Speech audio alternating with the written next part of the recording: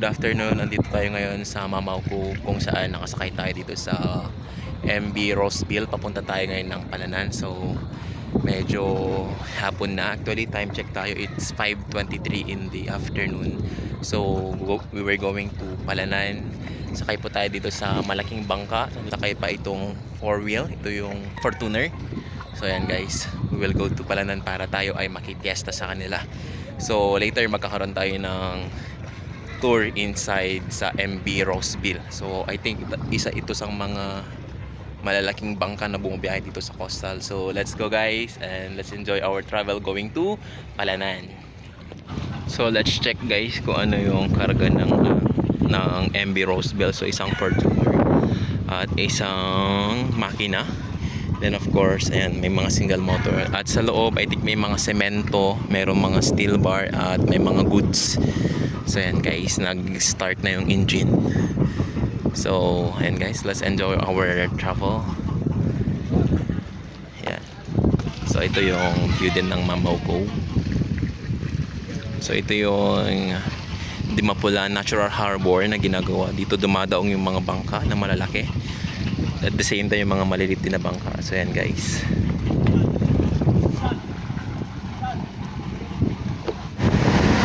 So ito yung loob ng MB Roseville. So grabe guys ang luwang. So dito yung isang bodega. So paro mga paninda na yung mga nandito. So hanggang sa dulo andun din yung kitchen. Then of course may bintana dito. Ayan guys, luwang. May mga semento, may mga steel bar, mga tangke, ayan, plywood, yung mga laman ng MB Roseville. Laki guys, grabe. Ito yung mga kasama natin pupunta ng Palanan. So akyat tayo sa second floor ng bangka. Yan. So ito yung pinaka view deck. At the same time dito yung pilot house. Siyempre kasama natin yung mga mababait na mga taga-Dibilacan. Shout out kay Uncle Greg, yung sponsor ng paglalakbay natin ngayon. So grabe guys, ang ganda ng view. So ayan, ito yung loob ng captain of the boat. Grabe guys, ang laki. Bilis. Woo! Kahit maglakad-lakad ka pala dito sa taas, very safe kasi meron din siyang baluster. Yan. Bernard, ano masasabi mo? Ayos, ayos. Yan. So ayun, nag-start na tayong umalis dito sa Dibilacan. So grabe guys, bilis din ng bangka, at the same time malaki at very comfortable pa yung mga passengers. So dito tayo ngayon sa second floor ng bangka. So yan guys, so grabe, nakakainis mga ito. Woo! Kahit maglakad-lakad ka dito sa second floor, all safe pa rin. Ayan guys.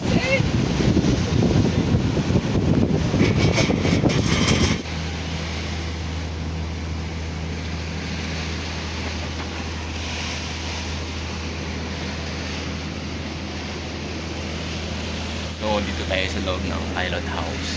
So dito yung captain ng bangka. So ayan guys, nag-steer siya nung manubela nung ating sinasakyan ng Porsche captain.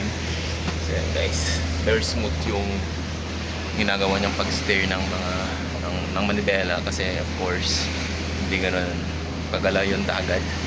So actually ang ganda ng dagat ngayon.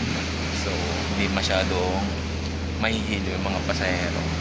And kapag sanay ka na, hindi ka na talaga mahihilo. So ayan guys. So grabe guys, ang ganda ng bangkang to. So I recommend itong bangkang to, MB Roseville. So grabe guys, ang ganda.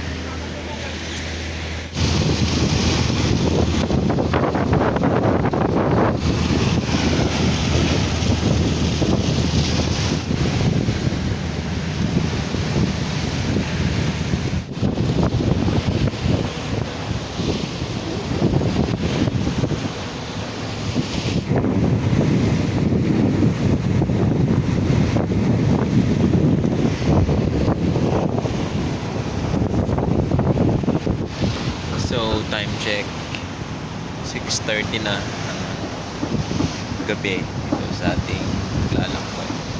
So tayo sa tapat ng Honeymoon Island. So, dito yung Honeymoon Island. So, ayan guys. Kalahati pa lang tayo sa ating paglalakbay.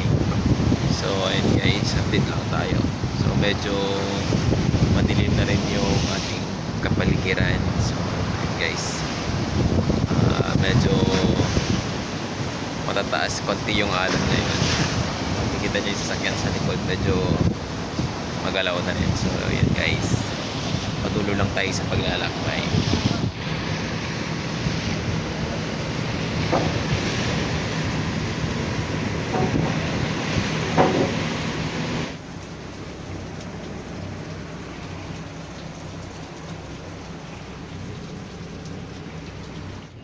So, good morning. Andito tayo ngayon sa Bicobian Cove. Dito sa Bicobian de Bilacan, Isabela. So, dito tayo nagpalipas ng gabi kasi may inatid pang karga dito sa Bicobian. So, dito tayo natulog. Grabe, lamig. Sarap sa pakiramdam matulog tayo dito sa bangka. So, ngayon, time check.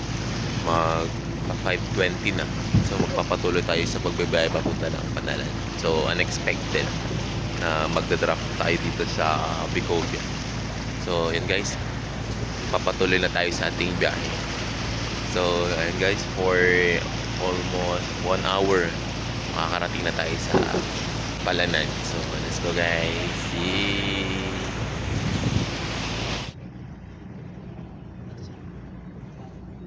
So, Bicobian Cove.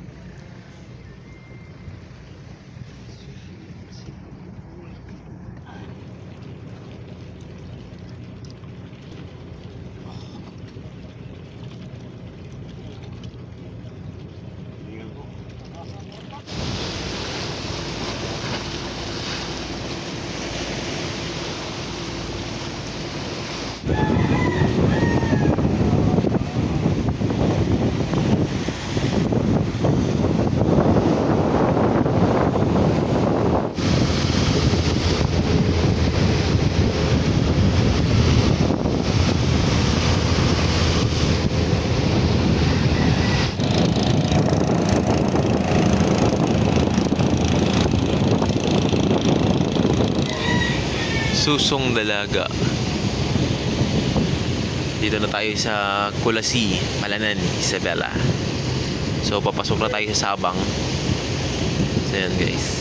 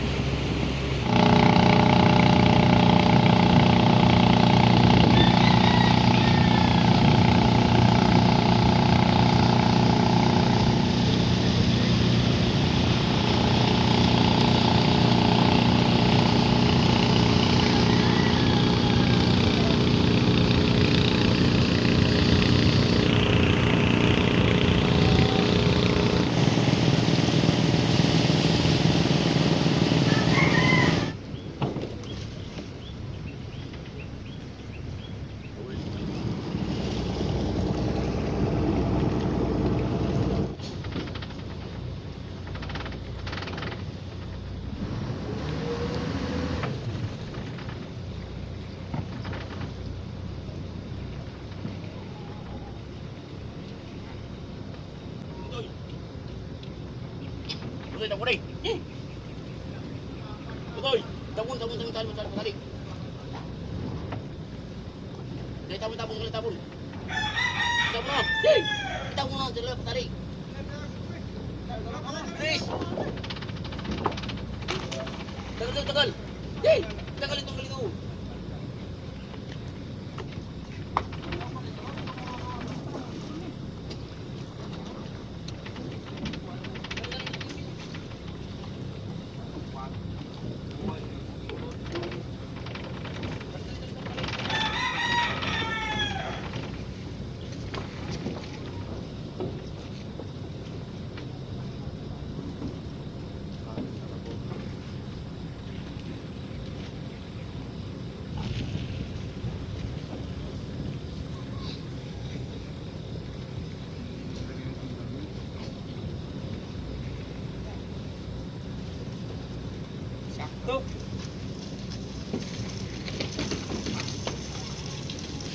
Galing. So, finally guys, nakarating na tayo dito sa destination natin dito sa Palanan. So, grabe. Napaka enjoy yung travel natin. Although, hindi tayo nagdiretso kagabi. At least ngayon, nandito na tayo sa Palanan. So, ayan guys, kararating lang din natin dito sa Palanan. So, dito tayo ngayon sa Kulasi, dito sa kanilang fish port. So, ayan guys, ibababa nila yung mga kargaan, especially yung Fortuner. So, tignan natin mamaya kung paano nila ibababa yung Fortuner. So, ayan guys, let's enjoy our moment here on, syempre, Palanan. So, happy fiesta, Palanan!